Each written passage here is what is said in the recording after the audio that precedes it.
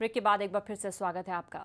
हमारे संवाददाता प्रशांत Tripathi Ghaziabad railway station पहुंचे। स्टेशन पर बिक रहे खाने की क्वालिटी देखी और ये भी जाना कि ये कहां बनता है और स्टेशन पर सप्लाई होता है। आप देखेंगे तो समझ में आ जाएगा कि आप जो खाना खाते हैं उसकी क्वालिटी आपकी जान पर भारी पड़ सकती है।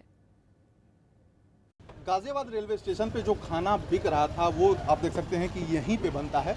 यहाँ पे कुछ लोग हैं, उनसे हम बातचीत कराएंगे। खाना आप ही लोग बनाते हैं यहाँ पे? भैया आप ऑनर हैं इसके, आप बताइए खाना आप ही लोग बनाते हैं यहाँ पे? खाना तो कारीगर गया हुआ है। अच्छा, रेलवे स्टेशन पे खाने आपके ही बिकते हैं? हाँ। साफ सफाई का कितना ख्याल रखते हैं आप लोग? साफ तो सुबह शाम करते रहते हैं सफाई। मक्खियाँ बहुत हैं भैया। अब मक्खी तो गंदगी तो हो रही है, जो पूरा लाइट नहीं आ रही ना। हाँ। लाइट आई धुलाई हो जाती है। अच्छा, तो दोनों टाइम पूरी और जो सब्जी वगैरह बिकती है आपकी बिकती है? हाँ जी। चलिए देख सकते हैं कि ये खाने की क्वालिटी के लिए यहाँ पे मेंटेन किया गया है, यहाँ से खाना बेचा जाता है। और मैक्सिमम जो गाज़ियाबाद की अगर हम बात करते हैं तो ये वही डब्बे हैं जिसमें पैक होते हैं। उत्तर रेलवे के ये डब्बे हैं और देख सकते हैं कि किस तरह की सारी यहाँ पे सफाई है।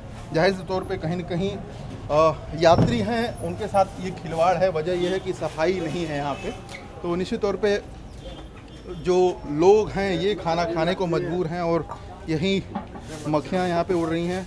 देख सकते हैं किस तरह से पूरी व्यवस्था है और इन्हीं व्यवस्थाओं के बीच में ये खाना जाता है और जो यात्री होते हैं वो खाने को मजबूर होते हैं। गाजियाबाद रेलवे स्टेशन पे यहीं से खाना बिकता है। जाहिर तौर पे कहीं न कहीं जो इसकी साफ़ सफाई है वो देख के कहा जा सकता है कि यात्रियों के स्वास्थ्य के साथ किस तरह से यहाँ पे खिलवाड़ जारी है। कैमरामैन मुख्तार के साथ प्रशांत त्रिपाठी, न्यूज़ एक्सप्रेस। और अभी भी दोनों मेहमान हमारे साथ बने हैं, सिद्दीकी जी भी, साथ ही समीर जी। सिद्दीकी जी, आप ये बताइए कि आखिर मौजूदा प्रक्रिया में खामी क्या है जो इस वजह के इस तरह का रवैया हमें अभी तक देखने को मिलता है? क्या बदलाव होना चाहिए आपके हिसाब से? सिस्टम अपने आप में कागज़ पर अगर देखा जाए तो बहुत अच्छा है, उसमें कोई कमी नहीं है। इंस्पेक्टर है जो क्वालिटी कंट्रोल करता है, फूड को टेस्ट करता है, बेस किचन में, प्लेटफॉर्म पर और ट्रेन में, पेंट्री कार में वो होता है। लेकिन ये त्रुटि वही है जो मिली भगत है, जो करप्शन है, जो भ्रष्टाचार है।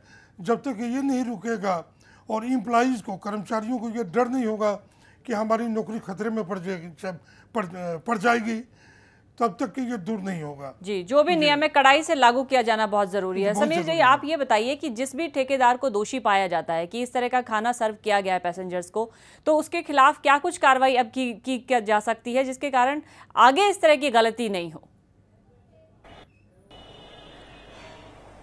और लाइसेंस सस्पेंड कर देते हैं। पहले मैं आपको ये बताना चाहूंगा जी, समीर जी से था ये सवाल। भारतीय रेल का जो विजिलेंस डिपार्टमेंट का काम था कि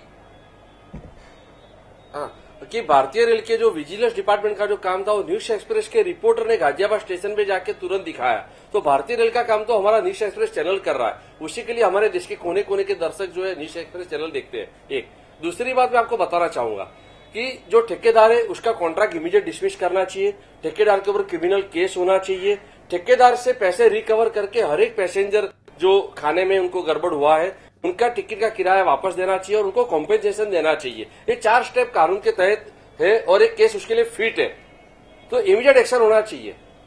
एक्शन इमीडिएट होना चाहिए। चलिए, आप दोनों मेहमानों का बहुत बहुत शुक्रिया हमारे साथ जुड़ने के लिए। तो भले ही यात्री किराया बढ़ा हो, लेकिन सुविधाओं के नाम पर जो सच्चाई है वो आप सबके सामने है कि खाने में कॉकरोच निकलता है। और खुद जो प्रवक्ता रहे हैं रेलवे मंत्रालय के, उनका ये मानना है कि नीचे से लेकर ऊपर तक मिली भगत है। जब तक कड़ाई से कानून लागू नहीं किया जाएगा और तुरंत एक्शन नहीं लिया जाएगा, ये सब कुछ ऐसे ही चलता रहेगा। इसलिए बहुत जरूरी है कि ऐसा भी बदलाव हो, तभी हम किसी सुधार की अपेक्षा कर सकते हैं। आगे देखिए 24 घंटे की 24 बड़ी खबरें। मेरे सहयोगी रोहित पुणे